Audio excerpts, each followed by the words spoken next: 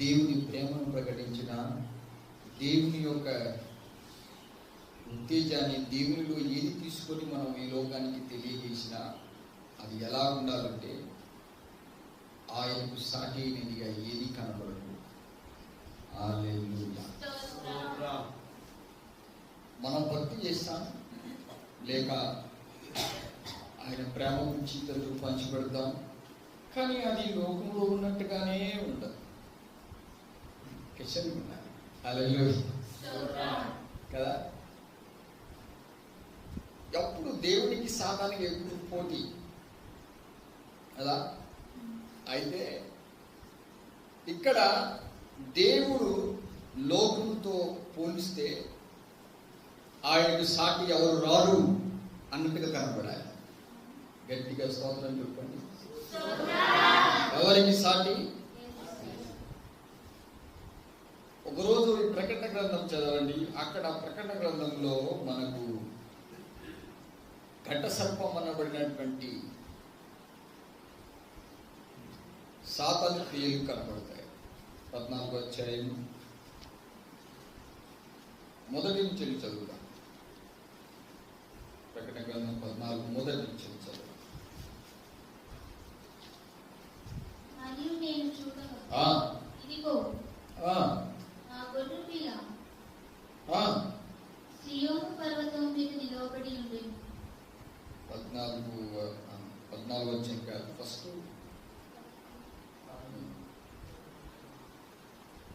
ఎంత చెప్తున్నా 13:4 తర్వాత 14 అధ్యాయం. ఫస్ట్ 13:4 చదువుతాం. 13 నుంచి ఆ మృగమునకు అధికారం ఇచ్చినందున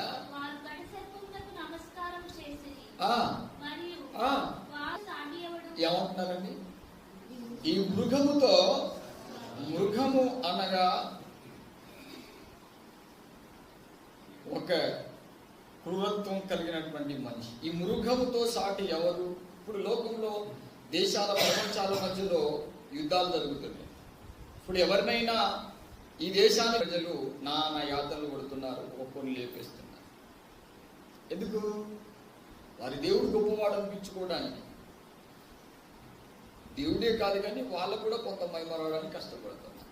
అయితే దేవుడు గొప్పవాడే, కానీ దేవుని చూపించడం కంటే వారిని చూపించుకోవడం ఎక్కుంది. అయినా ఆది కాలం నుండి ఉన్న మన తండ్రి దేవుడు వారి అందు గొప్పవాడే. ఆమేన్.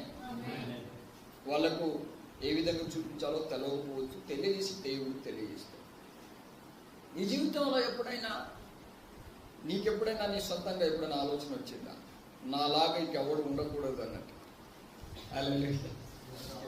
మానవ మాత్రులం అండి, మనకు అలాంటి మనసు ఆలోచనలు ఎప్పుడో ఒకసారి టార్గెట్ వస్తుంది కదా. కానీ గమనించండి, నాకు కూడా ఒకప్పుడు అలా, అంటే ప్రభుని నమ్ముకోకముందు, నమ్ముకున్న తర్వాత కూడా కొన్ని దృష్టిని చేత పడినప్పుడు అలాంటి ఆలోచనలు వచ్చేది. కానీ ఎప్పుడు ఆలోచించి తెలుసా, నేను ఆలోచిస్తున్న దేవుడు ఆయనకి సాటి ఎవడు రాడు అన్నట్టు. 2011లో పరిశుద్ధాత్మ దేవుడు నాకు ఆయన మహిమపరుస్తున్నప్పుడు పాట నా హృదయంలో కలిగించిన పాట. నేను అప్పుడే నా హృదయాన్ని ఆయన వైపు మళ్ళిస్తూ, రాజ్యం శక్తియు మహిమ ఘనతయు యెహోవాదే, ఆయనకు సాటి ఎవరు, రాలిగు రాజులెవరు, ఆయనకు సాటి ఎవరు, రాలిగు ఈ లోక ఘనులెవరు, రాజ్యం శక్తియు మహిమ ఘనతయు యెహోవాదే. తర్వాత చిన్నం పాడదాం అనుకున్నాం, పాడలేదు. ఆయనకి సాటి ఎవడు ఉండకూడదు, ఉండదు కూడా. ఆమేన్. ఇప్పుడు ప్రతి మతంలో ప్రతి దేవుణ్ణి, ప్రతి దేవతలను, ప్రతి భక్తిని తీసుకొచ్చేది ఎవరికి సాటిగా తెలుసా? మనిషి, ఓ మనిషి నువ్వెవరో నీకు తెలుసా?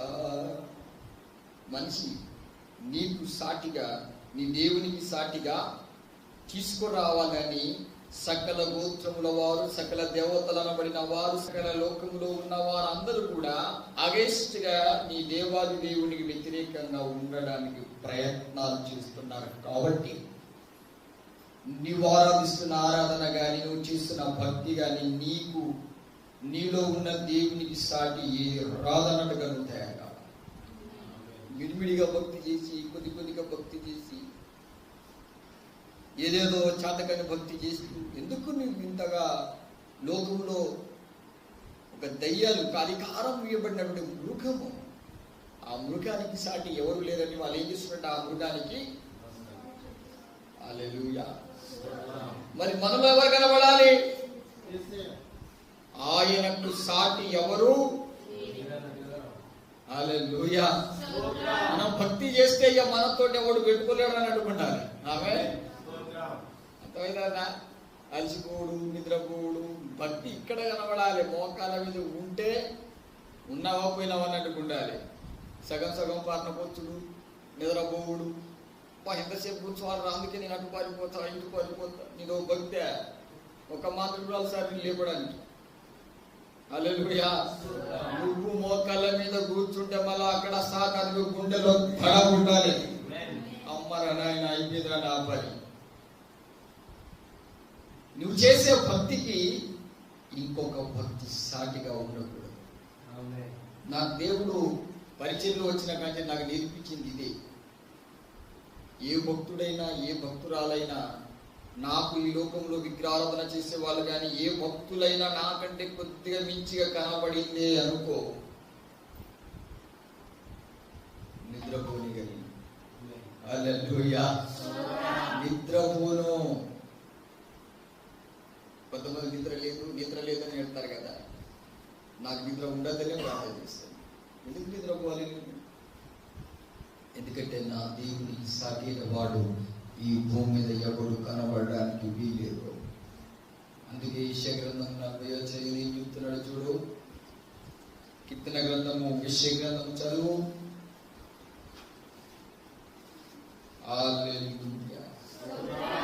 మనము ఇక్కడ ఒక వ్యక్తి కనబడతాడు. ఆదికాండం చదువులా, తర్వాత ఇవి చదువులా.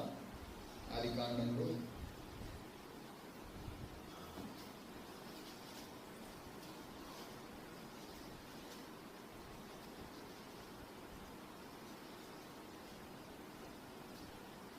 అధ్యాయం 8వ వాక్యం.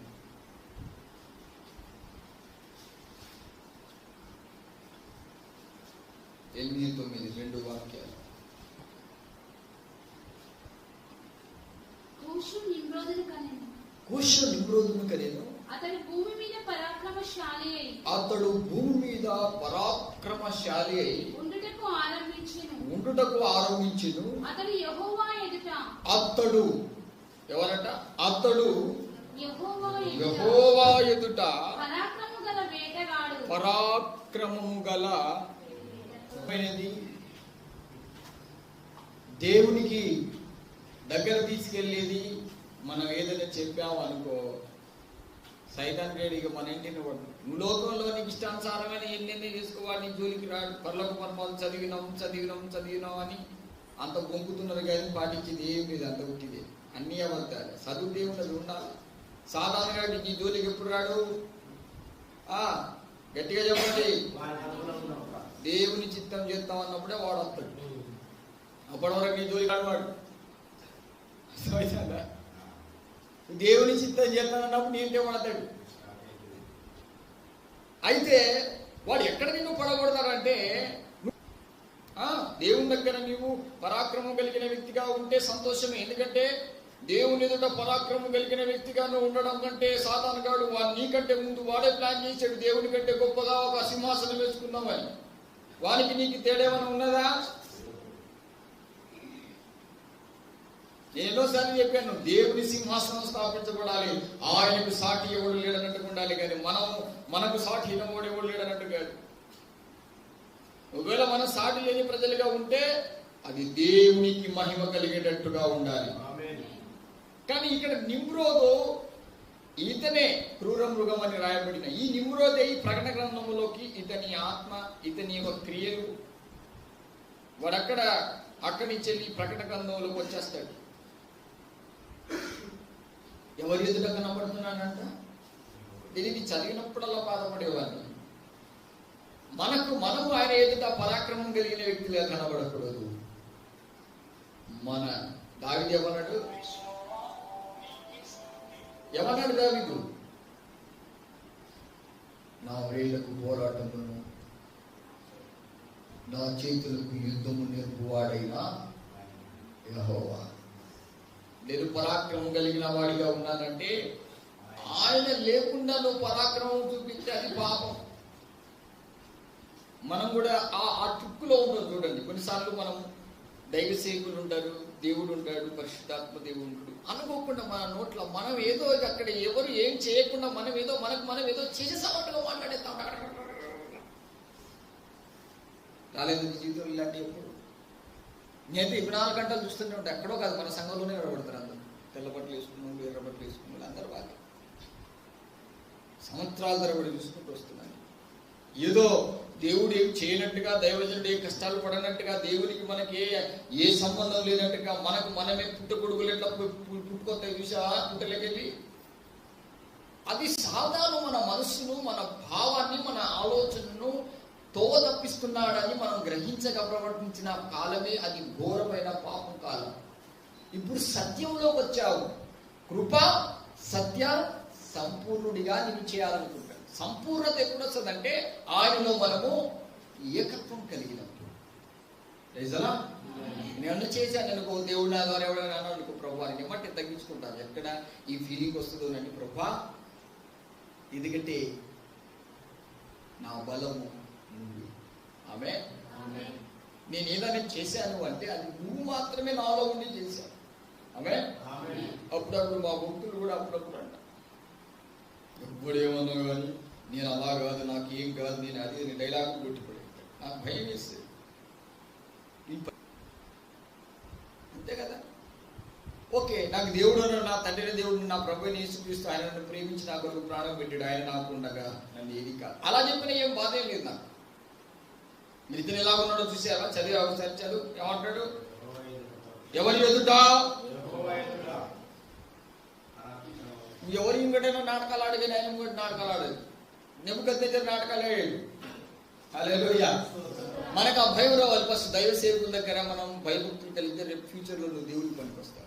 ఇక్కడి నుంచి వెళ్ళి మనం స్టెప్ వేసుకోవాలి. ఎంత చేసినా కానీ నేను దేవుడు, తండ్రి అయిన దేవుడు, కుమారుడైన ప్రభు, పరిశుద్ధాత్మ దేవుడు, దైవ సేవకుల తర్వాతే ఇవి ఎట్లుంటుంది బిట్టు. హల్లెలూయా. కోడి పిల్లల్ని కన్నా ఒక రోజు కోడి మీద ఎక్కి ఏం నవ్వుతాడు కోడిని చూసి. ఎదుగు నవ్వుతాను పిచ్చిదానా అంటే అది అన్నదట. నేను నెత్తిలో కూర్చొని నాకు తెలుసా, నువ్వు కిందనే ఉన్నావు, నేను పైన ఉన్నాను అన్నా. అది ఎక్కడ వచ్చినా దానికి చేయి. కొన్నిసార్లు ప్రవర్తన అలాగే ఉంటుంది. నువ్వు నిమ్రస్తును ఎవరు సృష్టించారండి? ఆయన లేకుంటే, ఆయన చెబితే ఎవరు పరాక్రమం కలిగిన వారు? ఈ మాట విని నేను ఎన్నోసార్లు గుర్తుపడి బాధపడ్డాను. దీని మీనింగ్స్ వేరే. ఆయన ఎదుట పరాక్రమం కలిగిన వ్యక్తిగా సాతాను గాని తర్వాత వీడొచ్చాడు. తర్వాత తూరు రాజు వస్తాడు. అంటే సాతాను గాడు కొన్నిసార్లు మనుషుల్లో వాడు దొరబడి, నాకు ఇక సాటిన వాడు ఎవడు లేడన్నట్టుగా చూపించుకోరా అంటాడు. మనం చూపించాల్సిందే. ఎక్కడ తెలుసా? దేవుని పక్షమున నువ్వు చేసే భక్తి గాని, దేవుని ఎదుట నేను దేవుని మనిషిగా నువ్వు చూపించు. దావీదు గొల్యాతును పడగొట్టిండు. నాలాంటి వీరుడే వల్లేడు అన్నాడా? అనలే. ఏమంటున్నాడు? యుద్ధము నాది కాదు. ఉన్నాడా లేడా అక్కడ తండ్రి? హల్లెలూయా. అప్పుడు వచ్చింది మహిమ. నేను పరాక్రమం కలిగింది నా దేవుని వల్ల, యెహోవా దేవుని వల్ల అంటున్నాడు ఈ మూర్ఖుడు. ఎవరి ఎదుట? చదవాలి. అతడు యెహోవా ఎదుట పరాక్రమం కలిగిన వేటగాడు.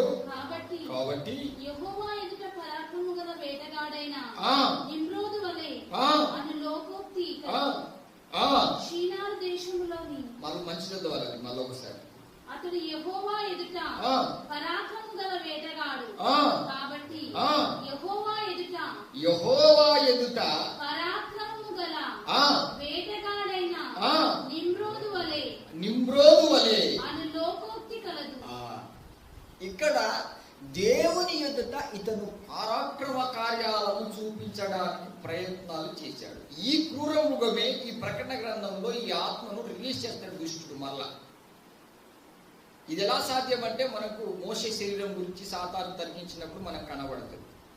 అంటే ఈ శరీరము సాతాను గుణలక్షణాలు కలిగినోడు చచ్చిపోయాడు అనుకో, వాడు దేవుని దగ్గర అనుమతి తీసుకొని, ఇగో వాడు నేను మహిమపరచలే కాబట్టి, వాడు నీకు లోబడలే కాబట్టి, వాడు పోటుగాడు అనుకున్నాడు కాబట్టి వాడు నా మనిషి, కామా ఇచ్చేసే అంటాడు వాడు. అర్థమవుతుందా? నీ జీవితంలో చచ్చిపోయిన వాళ్ళు, తాతలు ముత్తాతలు, కొంతమంది కొన్ని దయ్యాలు నీ దగ్గర నుంచి ఎందుకు దూరం కావు తెలుసా? కొన్ని కళ్ళ కనబడతా అంటే, కొన్ని నీ తలలో కనబడతా అంటే, కొన్నిసార్లు అవి మన నుండి దూరం కావు. ఎందుకు తెలుసా? చెప్పాలి ఇప్పుడు మీరే.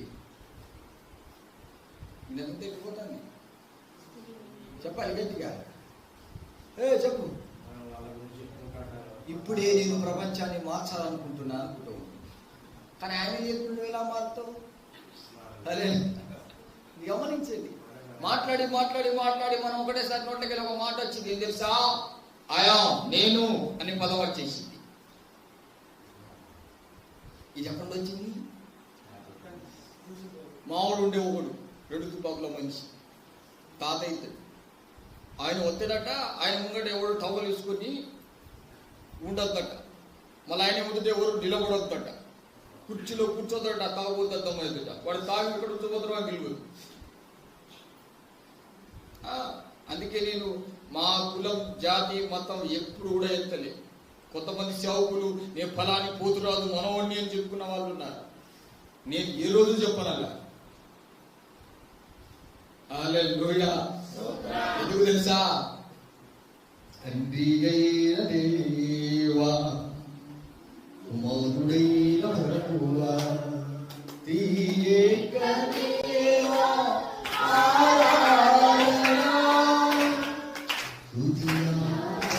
నా వంశం పరలోకంలో ఉంది. నా తండ్రి పరాక్రమశాలి, ఆయనకు సాటిన వాడు ఎవ్వడు లేడు, ఉండడు, ఉండని అని కూడా భూమి మీద ఎవ్వని ఉంటే ఆయనే ఉండాలి. ఆయన ఎదుట నేను దీనునై దీనంతో అర్థిస్తూ నా తండ్రి కార్యాలు ఈ భూమి మీద చూడాలి. నీకు అలాంటి టాలెంట్ ఉంటే నేను చాలా సంతోషపడతాను. ఇంకా ఆయనకి ఏ మహిమ రాకుండా మనం ఇక్కడే ఉంటాం, ఎడబడ్డాము. అక్కడి నుంచి లేవే చేత కూడా మనం కాదు. నేనంటే నా గురించి నేను నేను నేను అంటే తాత ముత్తాతలు పెంచుదని ఈ దెయ్యం. ఇది ఇక్కడ కాదు, నిమ్రోదు వంశం నుండి వచ్చినాడు వీడు. అది క్రూర మృగం ఇక్కడ కనబడుతుంది. ఈ మృగమునకు సాటి అయిన వాడెవడు? పరలోకం నుంచి దేవుడు చూస్తున్నాడు. అయితే వారి తోక ముడవాలంటే దేవుడు దావీదుకు సాటైనడు కాదు, గొలియాత్ అని ప్రూవ్ చేయాలనుకుంటాడు. గొలియాతుకి ఎన్ని యుద్ధాలు ఉన్నాయి? మస్తు ప్రావీణ్యత కలిగినోడు గొలియాతు. ఫుల్ ఫైటర్, బ్లాక్ బెల్ట్, అన్నీగా volleyball, football, gymnastic all in one కదా.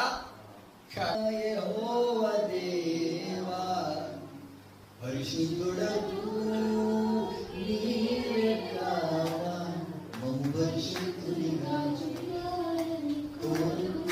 నమ్మగా అంటాడు. ఈ సున్నతి లేని ఫిలిప్తీయుడు, అపవిత్రుడు, అన్యుడు, వీడు ఎంత దేవునితో పెట్టుకున్నాడంటే వీడిని లేపెత్తానని మీసాలు మెరేసుకొని పోయి. ఆమేన్. హల్లెలూయా. మనం ఏం భక్తి చేస్తాము? మనం భక్తి దేవుని కోసం తప్ప ఇంక దేనికి రాదు. హల్లెలూయా. అందుకే ఈగలు ముందుతాయి. దేవుని మహిమగా చెప్పని చేయాలి ఆయన. హల్లెలూయా. అందుకే ఇక్కడ మనకు ప్రకటన గ్రంథం 14వ అధ్యాయంలో ఒక్క మాట వినబడుతుంది, మనకు కనబడుతుంది. 3వ వాక్యం.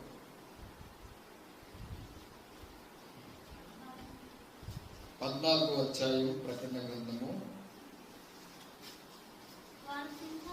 వారి సింహాసనం ఎదుట ఆ 4 జీవుల ఎదుట పిత్తల ఎదుటను ఒక కొత్త కీర్తన పాడుచున్నారు.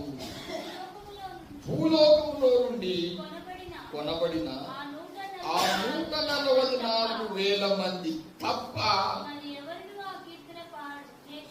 నేర్చుకొనజాలరు. పాడజాలరు కాదు, పాడజాలరు కాదు, నేర్చుకొనజాలరు. హల్లెలూయా.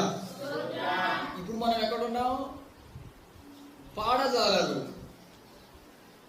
నాతో పాటు మీరు పాడలేకపోతున్నారా అంటే మీరు నేర్చుకునే స్టెప్పులో ఉన్నారన్నమాట. మనం భక్తి చేస్తే ఈ భక్తి ఇంకెవడు చేయడు అన్నట్టుగా నువ్వు ఉండాలి లోకం. ఎందుకంటే రేపు అన్యులు కూడా రంకెలేది కదా, మీరేం భక్తి చేస్తారా, మేము నల్లమాల వేసుకున్నాం అనుకో, కాళ్ళకి చెప్పులు ఉండదు, పొద్దుగాల 3 గంటలకే లేచి భక్తి చేస్తాం. మనోళ్ళు రాత్రి తిన్న బిర్యానీ ఇంకా అరగనే కదా, పొద్దుగాల లేచి ప్రార్థన చేసుకోరు. చూడు వాళ్ళ భక్తికి నీ భక్తి ఎప్పుడైనా కంపారిజన్ మనకు అవసరం. ఆయనకు సాటి అయిన భక్తి ఇక ఎవరు ఈ భూమి మీద ఉండకూడదు అన్నట్టుగా నువ్వు తయారు కావాలి. ఆమేన్. అందరూ ఈ లోకంలో ఉన్న భక్తులు ఎంతో మంది ఉన్నారు, ఎంతో సాములు మునులు ఎంతో మంది ఉన్నారు కదా. వాళ్ళందరూ కూడా మనం చేసే భక్తి కంటే అధికమైన భక్తి కనబడుతుంది. కానీ ఇప్పుడు అది లేదు, ఉండనీయుడు కూడా. అలా తయారు కావాల్సిన బాధ్యత నీకు ఉంది. అది నీ అనుమడువు ఆయన ఆత్మ ప్రశ్నించినప్పుడే. ఆమేన్. అప్పుడు దేవుడికి నువ్వు మహిమపరుస్తాడు, నిన్ను బట్టి ఆనందిస్తావు. ఇప్పుడు కీర్తన గ్రంథం చదవండి. చెప్పలేదా? చెప్తాను. ఓకే చెప్తాను. Don't worry, just wait.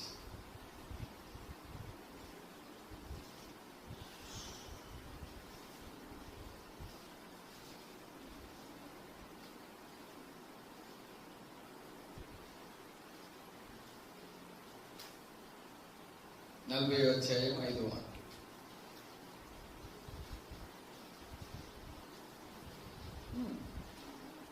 ఇక్కడ మనకు దావీదు మాత్రమే చెప్పగలుగుతాడు తన జీవితంలో, నీకు సాటి అయిన వాడు ఎవడు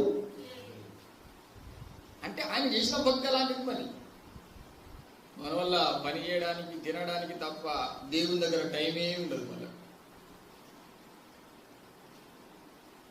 హల్లెలూయా. మన భక్తిలో చూపించాలి, నీలాంటి భక్తి పరుడు ఇంకెవడు ఉండకూడదు అన్నట్టుగా. అది మనలో కాదు, లోకములో. సాతానుడు ఇక్కడే పిచ్చికి పెడతాడు, నేనెక్కడో చెడగొట్టుడు కాదు. సంఘంలో ఇక్కడ కలహాలు పుట్టిస్తాడు వాడు. నువ్వు భక్తి ఎక్కువ చెప్తావు తెలుసా అన్నప్పుడు గుర్తుపెట్టుకో ఈ మాటలు. నేను నిమ్రోధులాగున్నానేమో, సంఘంలో అలా పోల్చొద్దు పాపం. ఎక్కడ పోల్చుకోవాలి? అన్యుల్లో. ఎందుకంటే మన సహోదరులు ఒకసారి మనల్ని అందరిలో ఒకడే దేవుడా, 2 ముగ్గురు ఉన్నారా? ఒకడే కదా. ఒకసారి నువ్వు చేయని భక్తి వాళ్ళ ద్వారా కూడా దేవుడు చేపిస్తాడు. అప్పుడు సాధారణ నీలో రోషం పుట్టించి చూసినావా, నీకంటే ఈ భక్తురాలు పెద్దగా ఆ భక్తుడు ఇక్కడే ఆడుకుంటాడు వాడు, చెంబులాగా ఫుట్బాల్, కబడ్డీ కబడ్డీ కబడ్డీ ఇక్కడ ఆడుకుంటాడు నేను వాడు. నువ్వు కంపేర్ చేయాల్సింది మందితో, లోకంలో ఉన్న వాళ్ళతోటి, క్రైస్తవ సంఘాలతో కాదు. క్రిస్టియానికో క్రీస్తు ఉన్నాడు, తండ్రిన దేవుడు ఉన్నాడు, కుమారుడ ప్రభు పరిశుద్ధాత్మ దేవుడు ఉన్నాడు. నువ్వు కంపారిజన్ చేయాల్సింది బయట. అలాంటి స్వభావం మనకు వస్తుందా లేదా? నిమ్రోదు లాంటి స్వభావం అప్పుడప్పుడు.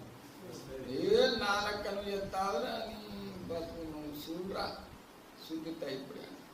హల్లెలూయా. ఇది మన వాళ్ళకి మనం అనద్దు, అది పాపం. నాకంటే నువ్వు ఎక్కువ చేయొచ్చు, చేయకపోవచ్చు, దేవుడికి చేపిస్తాడు. నన్ను వాడుకును, నిన్ను కూడా. మనలో ఎక్కువ తక్కువ హెచ్చులు ఇవన్నీ ఉండవు. సౌలు పెద్దోడా, దావీదు పెద్దోడా? సౌలు ఎంత పెద్దోడు? దావీదు తన కొడుకులు అంటాడు, జానేడు పొటీస్ ఇంతే ఉంటాడు, అంతేనా? ఎంత పెద్ద పని చేసాడు చూడు. సౌలుకు కిరీటం ఉన్నది, డాలు ఉన్నది, ఫైటింగ్ వస్తుంది, బ్లాక్ బెల్ట్, వాలీబాల్, ఫుట్బాల్ అన్నీ వస్తాయి. కానీ గొలియాతు చూసి కదా కదా పోతున్నాడు. హల్లెలూయా. కానీ దావీదు మాత్రం వాడెంత అన్నాడా? లేకపోతే